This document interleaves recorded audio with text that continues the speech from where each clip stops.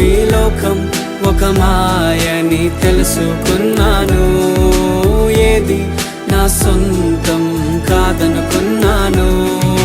తప్పిపోయిన కుమారుని నేనైతే నా కొరకై నిరీక్షించే తండ్రి నా యేసు. తప్పిపోయిన కుమారుని నేనైతే నా కొరకై నిరీక్షించే తండ్రి నా యేసు. ఈ లోకమంతా నేను వెతకినా నాకు లేదయ్యా ఎక్కడా ఆనందం. నీ సన్నిధిలో ఒక్క క్షణం